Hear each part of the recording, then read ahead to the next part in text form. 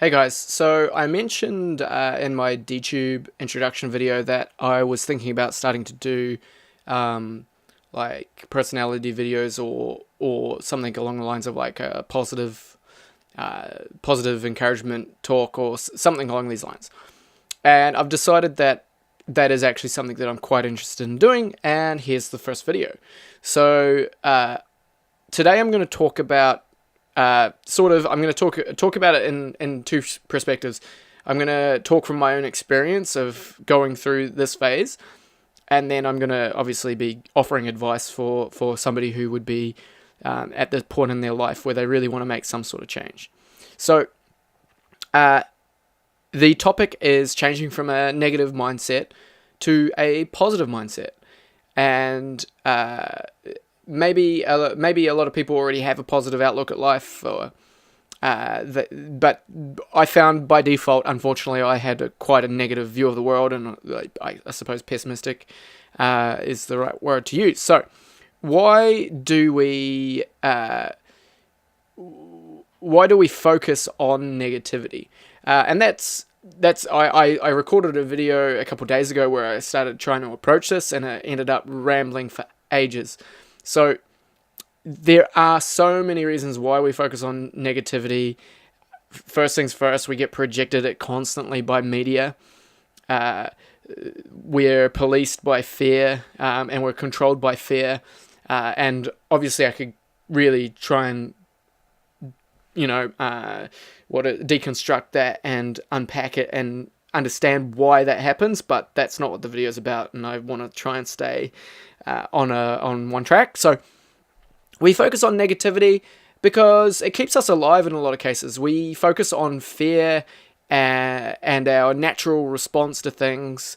So it comes naturally that we do look out for things that are going to harm us. So when we're looking at the news, the main news channel show, main news story, 9 times out of 10, maybe it's going to be some sort of crazy thing that's happened and it could harm us. And this is negative for a lot of reasons, but it's also, we have to say it is positive because it does help spread information about what's going on in the world, and we can keep tuned in. So we focus on negativity, like the world is warming up, rubbish is just rampant around the world, we're destroying the oceans, all of these sort of things, right down to things that are happening in our life, like a friend has decided they don't like us anymore. We're going to focus on that because we've got so many questions running through our head of like, why, what have I done wrong? And that's natural human behavior, to analyze yourself in social situations and try and really understand yourself and self-correct yourself. And the difference between somebody who would be called sane versus somebody who'd be called insane is that self-regulation of behavior. So that's why we focus on negativity, and a lot of people will coast through life focusing solely on negativity and really not know of a better way. So if you're starting to think like, well, shit, I'm noticing a lot of negative patterns in my life, I'm around people that don't want the best for me, then this video is made specifically for you because I've been there. So why should we focus on positivity? We should make sure that we are surrounded by people that want the best for us. And a good way to put it is, I want what the best version of yourself would want for you. So think about that for a little bit. The best version of yourself, what do they want? The most ambitious part of yourself, the craziest dreams that you've ever dreamt up for yourself, what would that person want? How would you want to be treated? How would you want to be loved? The list goes on and on. But that doesn't answer the question necessarily, why should we focus on positivity? And I suppose I want to preface this by just saying, you shouldn't just focus on positivity. There should be a really nice balance between the two. You should totally have both heads in each cloud. But the positive energy is what is going to propel you, help you grow, help you understand yourself, help you understand others, build compassion for yourself and others, and help you be a more enjoyable person to be around. And I'm sorry that Facebook message just went off. I'm just going to close that so we don't have that there. Yes, we need a balance of both positivity and negativity. And if we don't, we're going to fall either into fairyland where everything's roses and maybe you don't even understand that you are probably a detriment to people through your overwhelming positivity. And that could happen.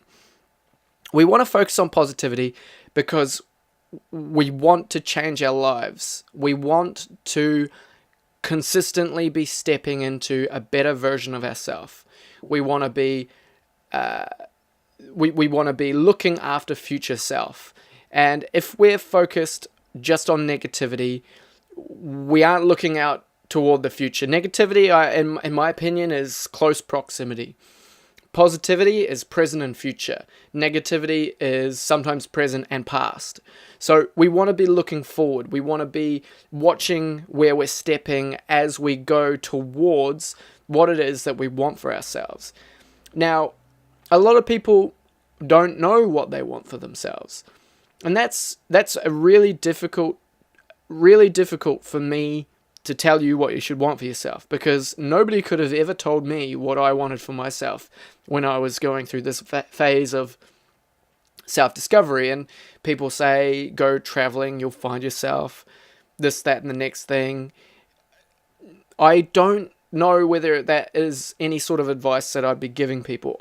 All I say is once you start to know what you want, I can help you. But before that point, you have to help yourself. And you have to explore that territory, and it's going to be tough. You will be very upset, etc., etc. But there is nothing, you don't get anything good out of life without some sort of sacrifice along the way. And if that sacrifice is a bit of short-term happiness, or maybe even long-term happiness, then that's the price that you have to pay. So, what do negative cycles look like in myself? So sleeping for way too long, staying up way too late, eating really crappy food, finding myself tolerating or hanging out with people that are abusive, either of themselves, of other people, or of substances, and people that don't have any sort of dream or desire or aspiration for themselves. Now, that's when I'm noticing that I'm kind of in a bad spot. And I'm sure that there's a lot of other things that go along with it. Maybe my attitude towards people is not as open and loving and positive as I'd like it to be, and etc., etc. But just to write a quick list, that's what I came up with. So, when am I in a positive cycle, and when am I doing things right for myself? When I'm getting consistent sleep in a regular pattern. It's so important. Eating food that, even if it's just psychological, you think is better than the other food that you would be eating in other circumstances. I'm really bad at binging on like chips and this sort of thing. I don't really drink. I really don't drink soft drink. Every now and then I maybe have iced tea, but sugar and too much heavy food that doesn't have a lot of nutritional value is gonna drag you into that negative cycle. Having positive and charged friends, that's when I know I'm moving in the right direction. When I'm around people who are lifting me up through what they have to say to me, the conversations I have, the content of that friendship. And when I'm in a positive cycle, I have a vision and I have a dream. And that's very personal. So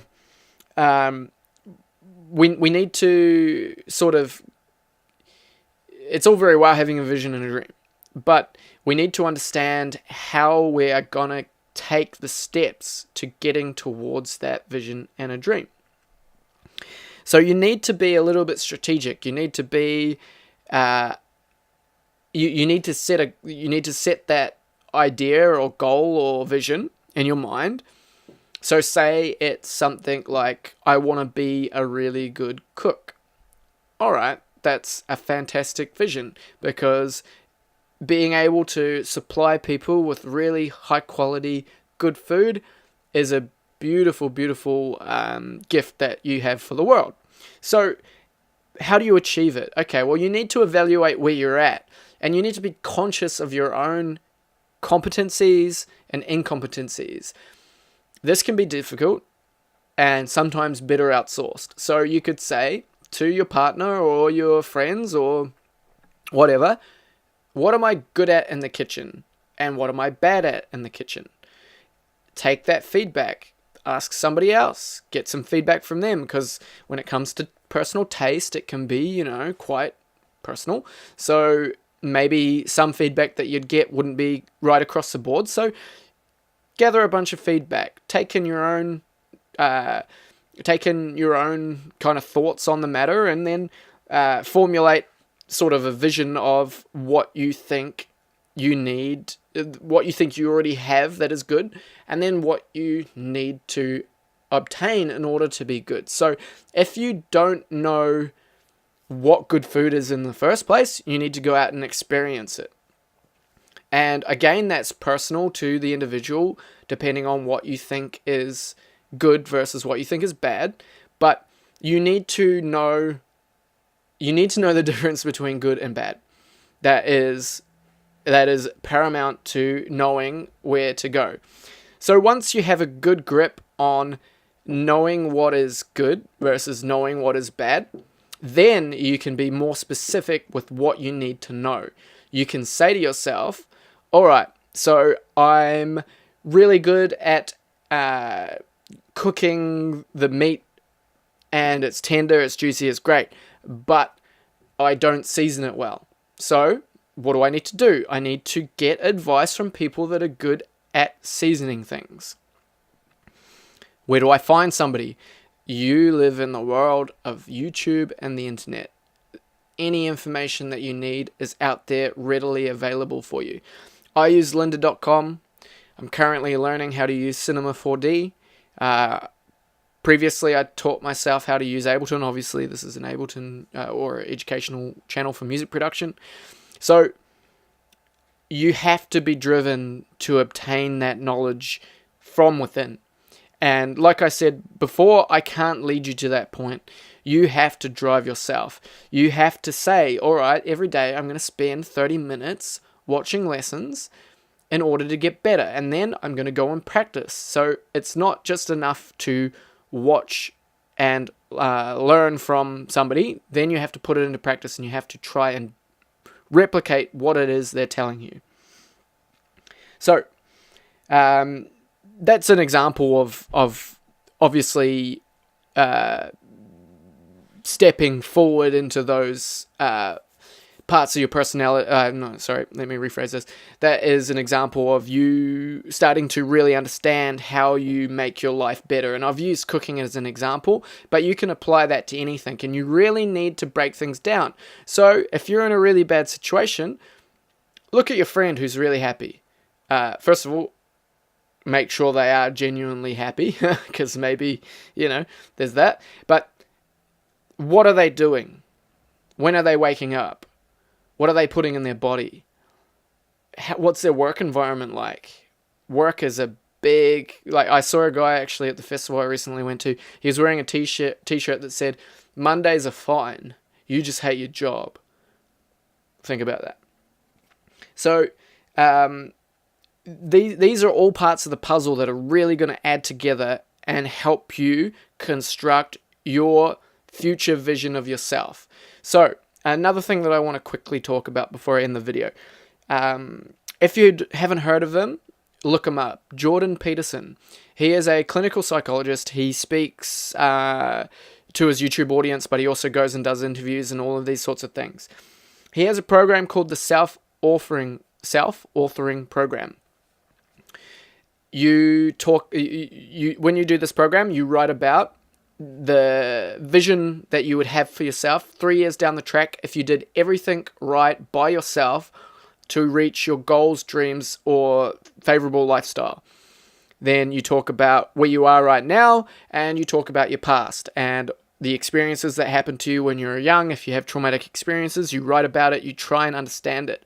So it has been shown that through this medium, if you follow these steps and you can conceive a reality for yourself where you do the right thing for yourself in the future, you are way more likely to stick to your goals and your daily your daily routine, if that's what you need to get to that point. So you hold that vision of yourself firmly in your mind, and every day your actions lead you towards becoming that person. So what do we need to do? We need to take responsibility of ourselves. We need to decide that we want to turn our lives around from a negative cycle to a positive cycle. We need to make that agreement with ourselves, and we need to absolutely not tolerate anything less. So if you have people in your life that are dragging you down, you need to decide you need to come to grips with it, and you need to move away from those people. You need to stop thinking that you can help people that show no sign of helping themselves. And I'm sure that there's all sorts of people that would love to argue with me about that. I'm sorry, that's through my own experience. You cannot help somebody who's not willing to help themselves. So you need to figure out what makes you tick. So once you know what makes you tick, you can construct the vision in your head. You can write it down. Writing things down solidifies it, and then you can get your step-by-step go through. I really recommend routines. It's working really well for me and my partner at the moment. So I would suggest a routine, setting yourself some time where you have to get up. No excuses. Just make it part of your routine. And when you're properly getting enough sleep and you're going to sleep at the right time and you're waking up at the right time, you won't even be upset about this. It's because you're not balanced that you would be upset about getting up at a particular time of the day, right? So it doesn't have to be early if you don't like the mornings, but you just have to get a regular rhythm going. Our bodies have a circadian rhythm. It works with the planet, the sun coming up and going down, and we've gotten way too far removed from our natural self. We're in these massive cities where we stomp all of nature out. We don't listen to ourselves. We listen to our phones. We are not connected to ourselves. So hopefully this video helps you connect to yourself. Thank you very much, and I'll see you in the next video.